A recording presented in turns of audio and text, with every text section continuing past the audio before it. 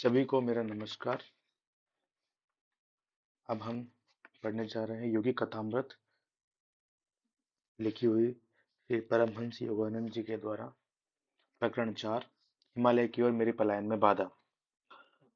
कोई भी छोटा मोटा बहाना बनाकर अपनी कक्षा से बाहर निकल आओ और एक घोड़ा गाड़ी किराए पर ले लो। हमारी गली में ऐसी जगह आकर ठहरना जहां से तुम्हें मेरे घर का कोई सदस्य न दिख सके। मेरे साथ हिमालय जाने की योजना बनाने वाले उच्च माध्यमिक विद्यालय के अपने सहपाठी अमर मित्र को मेरा यह अंतिम निर्देश था। अपने पलायन के लिए हम लोगों ने अगला दिन तय किया था। अनंतदा मुझ पर कड़ी दृष्टि रखते थे, इसलिए सावधानी बरतना आवश्यक था। उन्हें पूरा संदेह था कि मेरे मन में भाग जाने की प्रबल इच्छा है और वे मेरी योजना को विफल बनाने के लिए कृत संकल्प थे। तावी चुपचाप अपना कार्य करता हुआ मेरे अंदर आध्यात्मिक उफान ला रहा था। मुझे आशा थी कि हिमालय में मुझे अपने गुरु मिल जाएंगे, जिनका चेहरा प्राय मुझे अपने अंतर्मन के दिव्य दर्शनों में दिखाई देता था।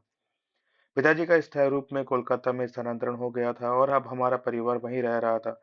पितृसत्ताक परंपरा के अनुसार अनंतदा भी अपनी नववधु के साथ हमारे घर में रहने आ गए थे। वहां मैं अटारी पर स्थित एक छोटे से कमरे में नित्य ध्यान करके अपने मन को ईश्वरानुसंधान के लिए तैयार कर रहा था।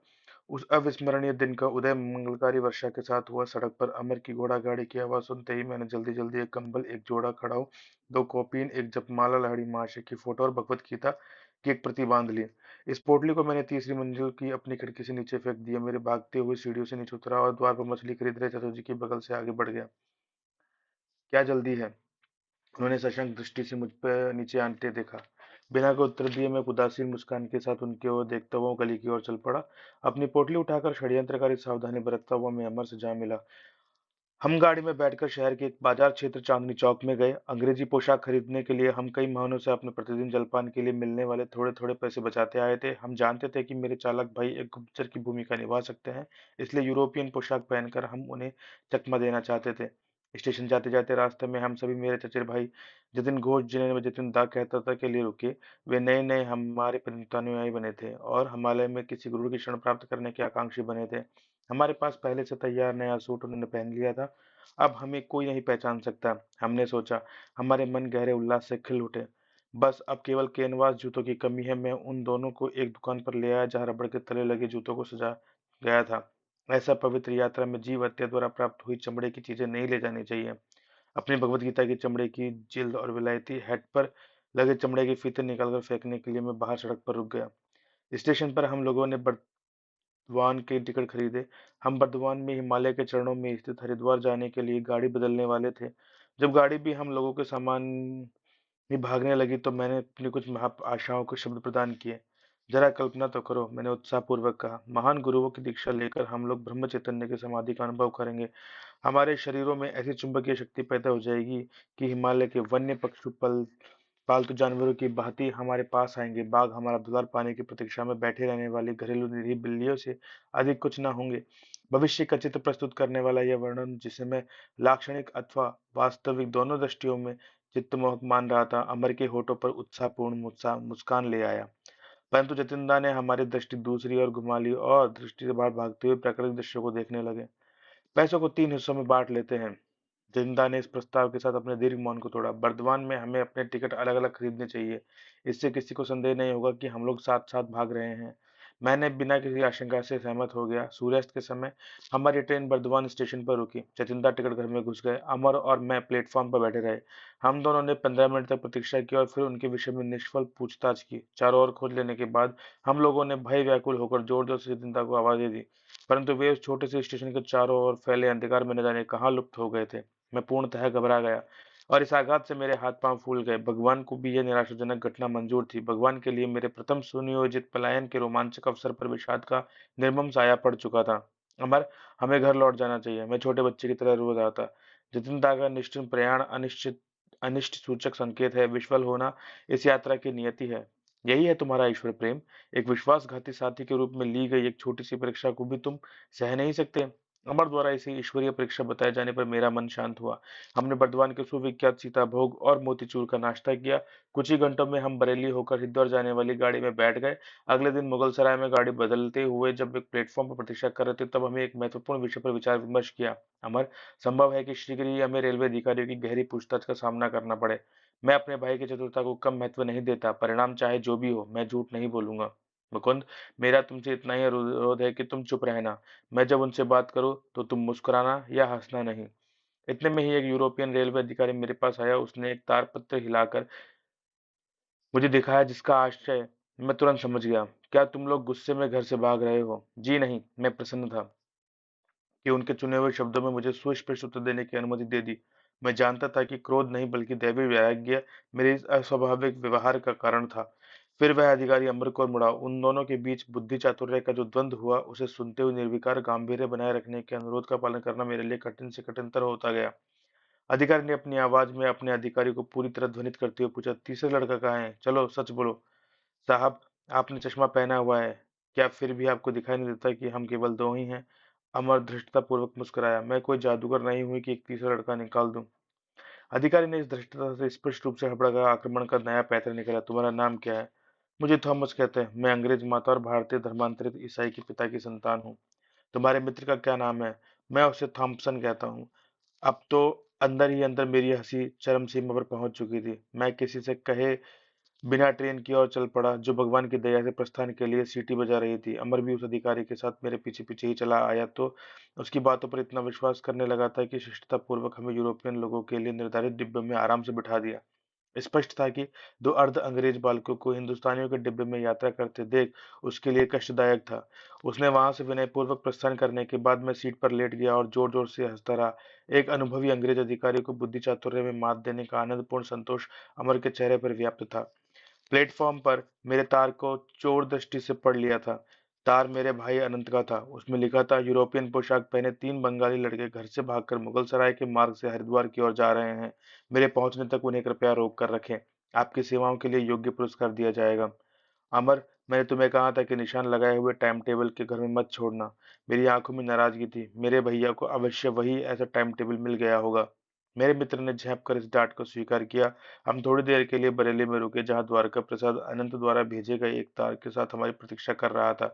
द्वारका ने हमें रोक रखने का भरपूर प्रयास किया, किंतु मैंने उसकी अच्छी तरह विश्वास दिला दिया कि हमने यह पलायन हंसी मजाक के तौर पर शुरू नहीं किया था। पहले की भांति इस बार भी द्वारका ने हमारे साथ हिमालय भाग चलने का प्रस्ताव स्वीकार नहीं किया। उसी रात जब हमारी गाड़ी एक स्टेशन पर खड़ी हुई थी और मैं अर्धनिद्रित अवस्था में था, तब पूछताछ करते एक अधिकारी आकर अम्बर को जगा दिया। वह भी थॉमस और थॉमसन नामों के इंद्रजाल में फंस गया। भोर होते होते गाड़ी ने सफलतापूर्वक हरिद्वार पहुंचा दिया।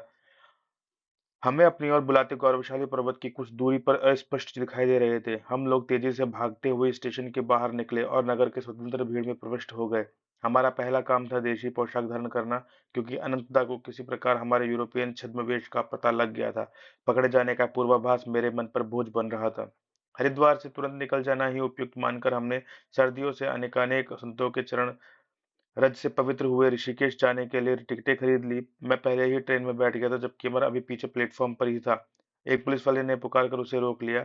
वह अवांछित प्रतिपालक हमें पुलिस स्टेशन के बंगले में ले गया और उसने हमारे सारे पैसे ले लिए।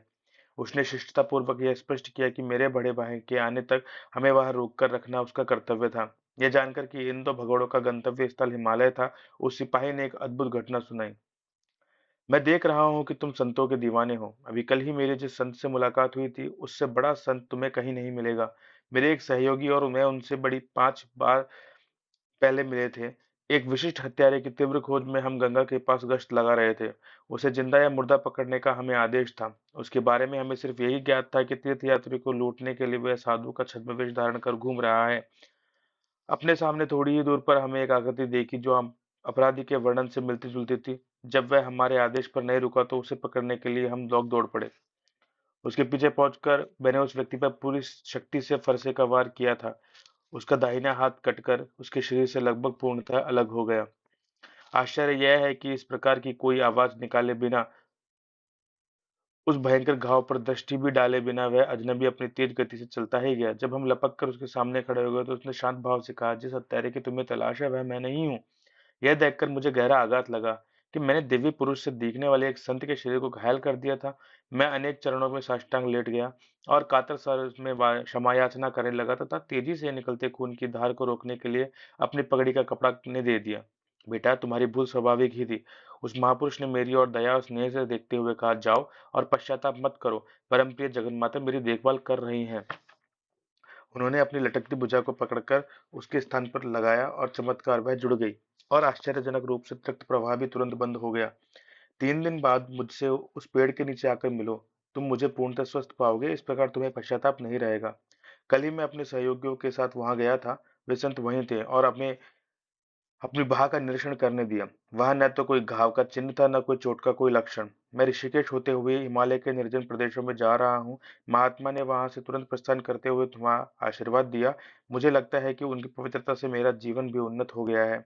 उस अफसर ने पवित्र उद्गार के साथ अपनी कथा समाप्त की। उसके अनुभव से स्पष्टतया उसके भीतर की नई गहराइयों को छू लिया था। एक प्रभावशाली ढंग से उसने उस चमत्कार के संबंध में छपी हुई समाचार पत्र की कतरन मुझे दी। एक सनसनीखेज समाचार पत्र में साधारणतया जिस तरह तोड़ मरोड़ कर समाचार प्रकाशित किए जाते हैं, खेद है कि इसका भारत पे भी अभाव नहीं है। उसी तरह संवाददाता ने अपने विवरण को, घटना को कुछ बड़ा चढ़ाकर छाप दिया था।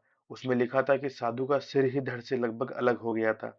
अमर, और मुझे अत्यंत खेद हुआ कि हम अपने ऐसे महान योगी की दर्शन लाभ से वंचित रह गए, जिन्होंने अपने पर अत्याचार करने वालों को भी ईसा मसीह के समान क्षमा कर दिया। भारतवर्ष पिछली 2 शताब्दियों में आर्थिक दृष्टि से भले ही गरीब हो गया हो, परंतु अभी भी उसके पास दैवी संपदा का अक्षय भंडार था। कभी कभी ऐसे सांसारिक पुलिस अधिकारी भी आध्यात्मिक जगत के गगनचुंबी व्यक्तियों के अनायास ही दर्शन पा जाते हैं। अपनी इस अद्भुत कहानी से हमारा समय बिताने के लिए हमें पुलिस अधिकारी का धन्यवाद दिया। संभवतः वह हमें सूचित कर रहा था कि वह हमसे अधिक भाग्यवान था। उसे अनायास ही एक आत्मज्ञानी संत के दर्शन हो गए थे, जबकि हमारी उत्कट खोज ने हमें किसी सिद्ध पुरुष के चरणों में नहीं, बल्कि एक घटिया पुलिस स्टेशन में पहुंचा दिया था। हिमालय के कितने निकट, किंतु फिर भी बंधन में होने के कारण कितने दूर। मैंने अमर से कहा कि इस बंधन से मुक्त होने के लिए मेरा मन दुगने उत्साह से जोर मार रहा है। अवसर मिलते ही यहाँ से खिसक चले। पुण्य तीर्थ ऋषिकेश तक तो हम पैदल भी जा सकते हैं। प्रोत्साहन देने के लिए मैं मुस्कुराया, परंतु जैसे ही हमने पैसों का मजबूत सहारा छिना, मेरा मित्र उसी समय निराशावादी बन गया। यदि हम ऐसे खतरनाक जंगल में पैदल जाते, तो उस साधु संतों के नगर में नहीं, बल्कि भागों के पेट में पहुंच जाएंगे। अनंत और अमर के भाई 3 दिन बाद पहुंचे। अमर ने मुक्ति आनंद से अपने भाई के स्नेह स्वागत किया, परंतु मुझे इस पुनर्मिलन में कोई रुचि नहीं थी। अनंत को मुझे कठोर उलाहने के अतिरिक्त और कुछ नहीं मिला। तुम्हारे मन की भावना मैं समझता हूँ, अनिंद्यता सात्मनात्मक शब्दों में बोले। मैं तुमसे केवल इतना ही चाहता हूँ कि तुम एक बार मेरे साथ बनारस चलो। वहां एक विशिष्ट संत से मिल लो और वहां से फिर कुछ दिनों के लिए दुखित पिताजी से मिलने कोलकाता चले जाओ। उसके बाद तुम यहाँ अपने गुरु की खोज पुनः आरंभ कर सकते हो। यहाँ पर अमर हमारे वार्तालाप में टपक पड़ा। उसने कहा कि मेरे साथ पुनः हरिद्वार आने का उसका कोई इरादा नहीं है। वह पारिवारिक स्नेह सुधा का उपभोग कर रहा था, परंतु मुझे विश्वास था कि मैं कभी भी अपने गुरु की खोज का परित्याग नहीं करूंगा। हमारी मंडली बनारस के लिए रेलगाड़ी पर सवार हो गई। वहां मुझे अधिक प्रार्थना का एक अद्भुत प्रत्यक्ष उत्तर मिल गया था। अनंतदा ने पहले से ही एक कौशलपूर्ण व्यूह रचना कर रखी थी। हरिद्वार में मुझसे मिलने से पहले वे बनारस में उतर गए थे और वहां उन्होंने एक शास्त्र पंडित से मिलकर मुझे उससे उपदेश दिलाने की व्यवस्था कर रखी थी। पंडित और उनके सुपुत्र ने भी मुझे संन्यास पद से विरत कर देने के प्रयास कर अनंतदा का वचन दे रखा था। अनंतदा मुझे उनके घर ले गए। पंडित जी के अति उत्साही स्वभाव वाले युवा पुत्र ने आगे बढ़कर आंगन में ही मेरा स्वागत किया। उसने मुझे एक लंबे दार्शनिक तर्क वितर्क में उलझा दिया।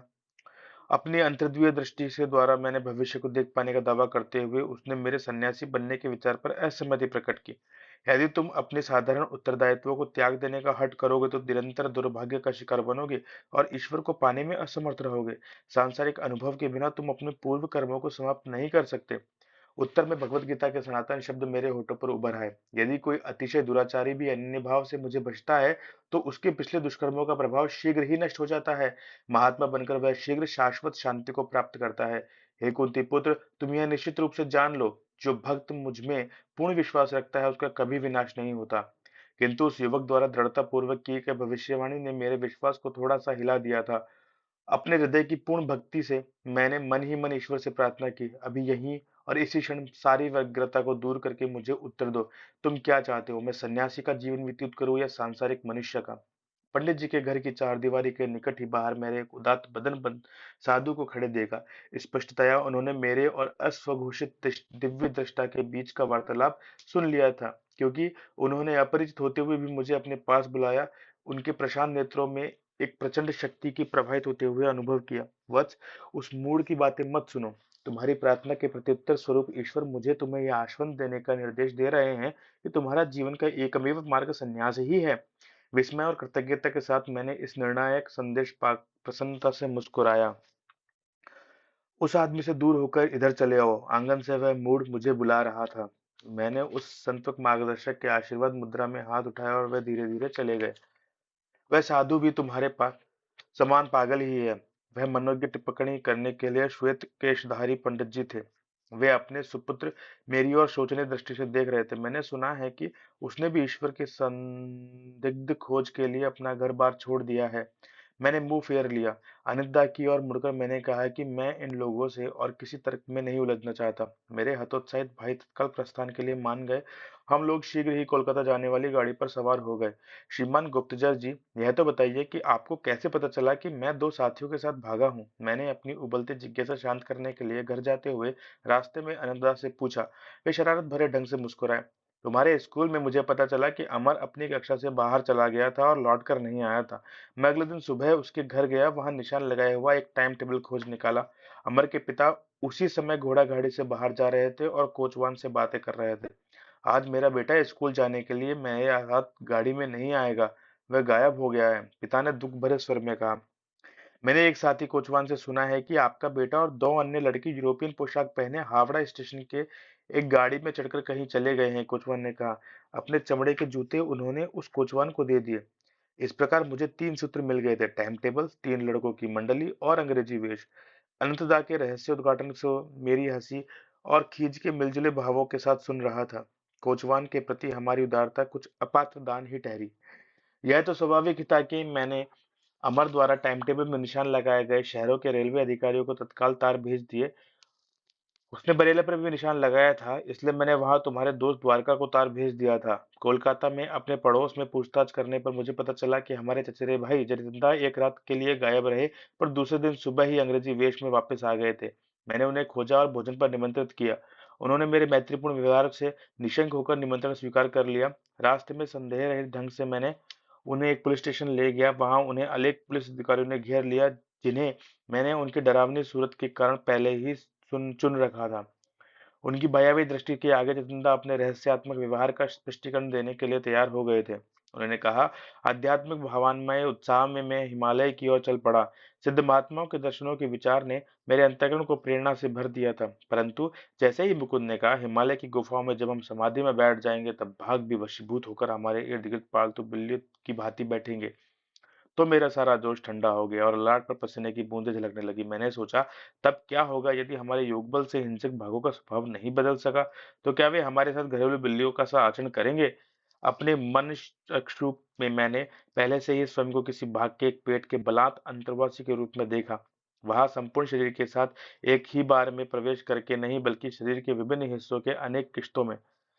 जिंदा के अदृश्य हो जाने के कारण जो मेरा क्रोध था वह हंसी में बदल गया। उन्होंने मुझे जो संताप दिया था उसका सारा मूल्य रेलगाड़ी से मिले लोटपोट करने वाले स्पष्टीकरण से चुकता हो गया। मुझे स्वीकार करना पड़ेगा कि मुझे इस बात का कुछ संतोष अवश्य हुआ कि जितेंद्र भी पुलिस की खातिरदारी से नहीं बच सके। अनंत, आप जन्मजात गुप्तचर हैं। मेरी विनोदपूर्ण दृष्टि पूर्णतः क्रोध रहित नहीं थी, और मैं जितेंद्र से कहूंगा कि मुझे खुशी है कि वे विश्वासघात के किसी उद्देश्य से नहीं, जैसा कि प्रतीत होता था, बल्कि केवल आत्मरक्षा की सतर्क सहज प्रवृत्ति के प्रेरित हुए थे। कोलकाता में घर पहुंचने पर पिताजी ने अत्यंत मर्मस्पर्शी ढंग से मुझसे अनुरोध किया कि कम से कम उच्च विद्यालय की पढ़ाई पूरी कर लेने तक मैं अपने भ्रमणशील पांवों पर अंकुश लगाऊं। मेरी अनुपस्थिति में उन्हें एक संतवत पंडित स्वामी केवलानंद जी के नियमित रूप से हमारे घर आने की व्यवस्था की एक प्रेम पूर्वक योजना बनाई थी। ये ऋषि तुल्य महात्मा तुम्हें संस्कृत शिक्षक होंगे, पिताजी ने विश्वस्त ढंग से घोषणा की। पिताजी को आशा थी कि वे मेरी आध्यात्मिक पिपासा एक विद्वान दार्शनिक से शिक्षा दिलाकर शांत कर देंगे, परंतु परिणाम रहस्यपूर्ण ढंग से उल्टा हुआ। मेरे नवनियुक्त शिक्षक मुझे शुष्क बौद्धिक ज्ञान देने के बदले मेरी ईश्वराकांक्षा के अंगारों को हवा देने लगे।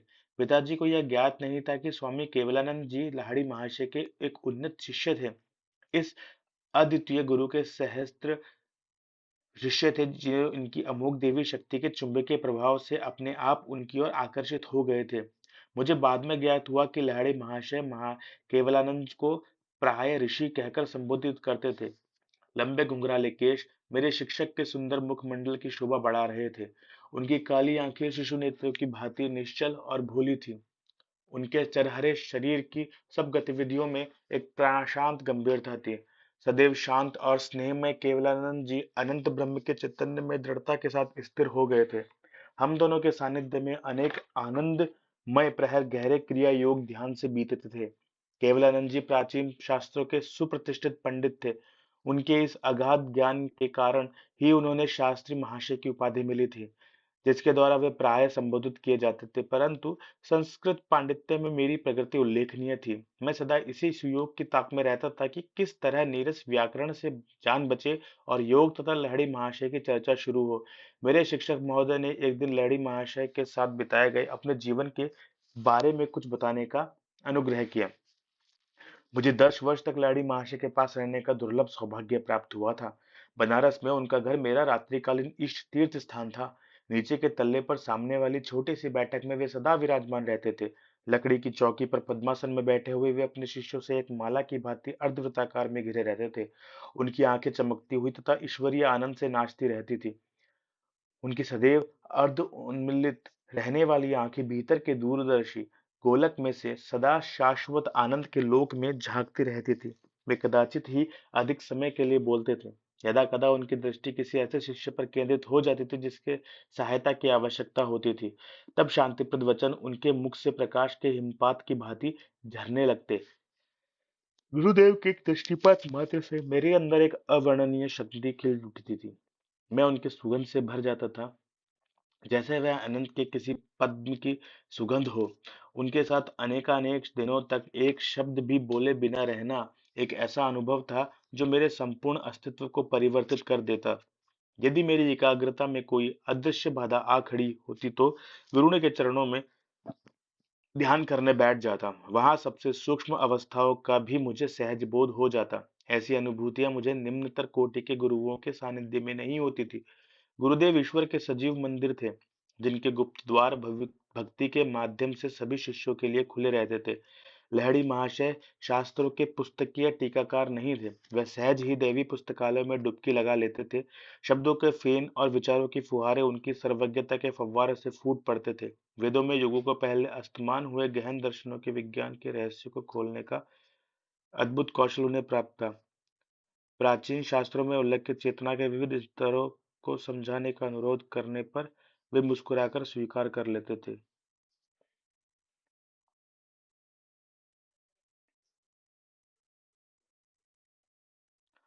मैं अभी उन अवस्थाओं में प्रवेश करता हूँ और अपनी अनुभूतियां तुम्हें बताता हूँ। इस प्रकार वे उन गुरुओं के से बिल्कुल विपरीत थे जो शास्त्रों के कंठस्थ करे बिना किसी वास्तविक अनुभूति के अपनी कल्पना से ही उनका अर्थ बतलाते हैं। श्लोकों का अर्थ तुम्हें जिस रूप में समझ आए उसकी प्राय व्याख्या करो। मितभाषी गुरुदेव प्राय अपने पास बैठे किसी शिष्य को यह निर्देश देते, मैं तुम्हारे विचारों को परिचालित करूंगा ताकि सही अर्थ तुम्हारे मुख से उच्चरित हो। इस प्रकार लाहिड़ी महाशय की और अनेक अनुभूतियों के अनेक विभिन्न दृश्यों से विस्तृत भाष्यों सहित लिपिबद्ध कर लिया। किसी बात पर आंख बंद कर विश्वास कर लेने की सलाह गुरुवर कभी नहीं देते थे। शब्द खोखले हैं। ईश्वर की उपस्थिति के दृढ़ विश्वास को ध्यान में अपने परमानंदमय संपर्क से प्राप्त करो। शिष्य की समस्या चाहे जो भी हो, उसके समाधान के लिए गुरुदेव क्रिया योग के अभ्यास का ही परामर्श देते थे। तुम्हारा मार्गदर्शन करने के लिए जब मैं शरीर में नहीं रहूंगा, तब भी इस यौगिक कुंजी का सामर्थ्य कम नहीं होगा। यह प्रविधि भव्य प्रेरणाओं की तरह जिल्द बांधकर अलमारी में रखकर भूल जाने की वस्तु नहीं है। क्रिया योग के माध्यम से अनवरत अपने मुक्ति पथ पर चलते जाओ। जिस क्रिया की शक्ति इसके अभ्यास में ही निहित है। मैं स्वयं क्रिया को मानव के अभी तक स्वतः प्रयास द्वारा अनंत ईश्वर की खोज के लिए विकसित साधनों में सबसे अधिक प्रभावशाली मानता हूँ। केवलानंद जी ने इस उत्साहपूर्ण प्रमाण के साथ अपना कथन समापन किया। इसके अभ्यास से सभी मनुष्यों में छिपे सर्वव्यापी ईश्वर के लाड़ी महाशय और उनके शिष्यों के देह में प्रत्यक्ष रूप से प्रकट हुए। ईसा मसीह की तरह एक चमत्कार लाड़ी महाशय द्वारा केवलानंद जी की उपस्थिति में हुआ। एक दिन उन्होंने वहां कहानी मुझे सुनाई। सामने मेज पर पड़ी संस्कृत की पुस्तकों से हटी उनसे आगे से दूर कहीं लगी हुई थी। एक दृष्टिहीन शिष्य रामू के लिए मैं करुणार्द्रता अनुभव करने लगा। क्या उनकी आंखों की ज्योति कभी लौटकर नहीं आ सकती, जब वे इतनी श्रद्धा और निष्ठा के साथ हमारे गुरुदेव की सेवा कर रहा था, जिनमें ईश्वरत्व का अपने पूर्ण तेज के समान दीप्तमान था। एक दिन सुबह मैं रामू के बात करना चाह रहा था, परंतु वह शांतिपूर्वक घंटों गुरुदेव पर पंखा जलता रहा। अंततः जब वह कमरे से बाहर निकला तो मैं उसके पीछे हो लिया। रामू, तुम कब से अंधे हो? जन्म से ही महाशय, मेरी आंखों को कभी किसी सूर्य दर्शन का सौभाग्य नहीं प्राप्त हुआ। हमारे सर्वशक्तिमान गुरु तुम्हारी सहायता कर सकते हैं, एक बार उनसे प्रार्थना तो करो। अगले दिन रामू कुछ संकोचपूर्ण लहर्षि महाशय की सेवा में उपस्थित हुआ, किंतु अपने अतुल आध्यात्मिक ऐश्वर्य में शारीरिक संपदा को जोड़ने का अनुरोध करना उसके लगभग लज्जास्पद लग रहा था। गुरुदेव, ब्रह्मांड को प्रकाश देने वाला ईश्वर आप में विद्यमान है। मैं आपसे प्रार्थना करता हूँ कि इस ज्योति मेरी आंखों को भी प्रदान करें, ताकि मैं सूर्य के गौण तेज को देख सकूं। रामू, किसी ने मुझे कठिन परिस्थिति में डालने की योजना बनाई है। मेरे पास किसी भी स्वस्थ करने की कोई शक्ति नहीं है। गुरुदेव, आप में विराजमान अनंत ईश्वर निश्चय ही मुझे स्वस्थ कर सकते हैं। यह तो सचमुच अलग बात है रामू। ईश्वर की कोई सीमा नहीं है। वह जो तारों को चमक देता है और शरीर कोशिकाओं में रहस्यमय प्राण शक्ति संचारित करता है, निश्चय ही वह तुम्हारे नेत्रों को भी ज्योति प्रदान कर सकता है। तत्पश्चात गुरुदेव ने रामू के माथे पर दोनों बाहों के बीच में एक स्पर्श किया। अपने मन को यहाँ केंद्रित रखो। 7 दिनों तक बारंबार राम नाम जप करो। सूर्य का वैभव तुम्हारे लिए विशेष उषाकाल का दृश्य प्रस्तुत करेगा। और एक सप्ताह में ठीक ऐसा ही हुआ। रामू के प्रकृति के सुंदर रूप का प्रथम बार देखा।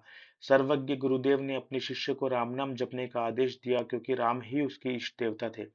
रामू के विश्वास ने भक्त से जोती हुई जमीन का काम किया, जिसमें गुरुदेव का स्थायी रूप से स्वस्थ कर देने वाला शक्तिशाली बीज अंकुरित हो गया। केवलानंद जी ने क्षण भर मौन रहने के बाद गुरु के चरणों में एक और श्रद्धा सुमन अर्पित किया। लहरी महाशय ने जितने भी चमत्कार किए, उन सब में एक बात स्पष्ट रूप से पता चलती थी कि उन्होंने अहम तत्व को कभी भी स्वयं को कारण तत्व या कर्ता नहीं मानने दिया। सर्वोच्च रोग निवारक शक्ति अर्थात ईश्वर के प्रति संपूर्ण आत्मसमर्पण के कारण गुरुदेव अपने माध्यम से उस शक्ति का मुक्त रूप से प्रवाह होना सुलभ बना देते थे। लहड़ी महाशय ने जिन अनेकानेक शरीरों के चमत्कारपूर्ण ढंग से स्वस्थ किया, उन्हें अंततः चिताग्नि की ज्वालाओं का भक्ष्य बनना ही पड़ा। परंतु उन्होंने लोगों के अंतर में जो आध्यात्मिक जागृति उत्पन्न की, जो ईसा समान शिष्य तैयार किए, वही उनके अजरामर चमत्कार हैं। मैं संस्कृत का विद्वान तो कभी नहीं बन सका, केवलानंद जी ने मुझे उससे भी भव्य दिव्य भाषा पढ़ा दी। जय